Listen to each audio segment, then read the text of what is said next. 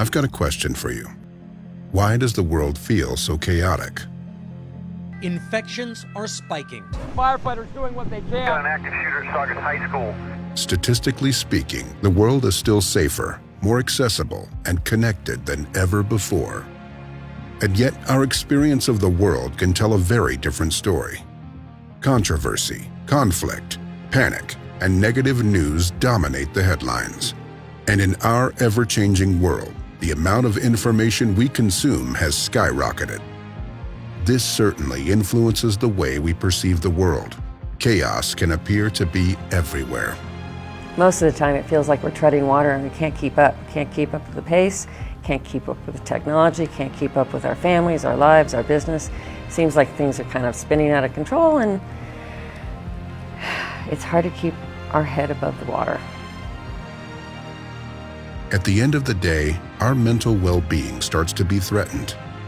With no sign of information overload slowing down, how do we shift this pattern? How do we go from a place of chaos to one of peace? And how do we rally together as a community during challenging times? We live in a world where change happens faster and faster. Trying to manage our life can be more challenging than ever as we are forced to process so much information.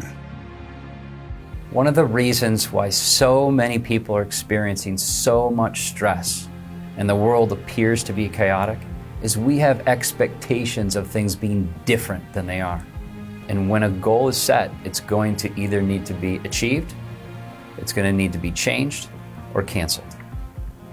Most people don't cancel their goals, so the goals keep running and running and running. When we have these expectations and we're not willing to let them change, and we have no ability to change them, that's going to create a significant amount of stress. As the world continues to become increasingly complex, our emotional intelligence and skill sets need to grow as well. This isn't an issue we can just throw new technology at, hoping it will fix itself. It requires changing ourselves from within and a shift away from our conditional habits. It involves upgrading our core operating system.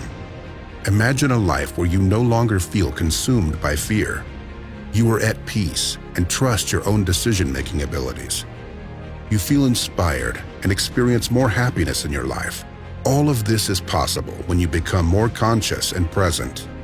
Begin to focus on that which you can control and maintain your faith. This is how you gain power over the fear. For a greater sense of peace and well-being, first become aware so you don't fall into conditional habits. Become aware of your thoughts, become aware of your emotions. That leads you into responsibility. What role am I playing in this? You have total and complete command over you if you allow yourself to realize that it's your responsibility to see this, become aware, and as you do that,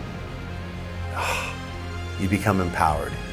And empowerment is a gift you give yourself. You can be the calm in the middle of the storm, and others can catch fire by your strength. It is in this state of empowerment that we begin to create change within ourselves and within the world around us. This isn't anything new. From this place, Martin Luther King Jr. led the civil rights movement, and Winston Churchill rallied nations together to help end World War II. When we all begin to shift towards this state of empowerment, this is how we solve the world's most pressing problems.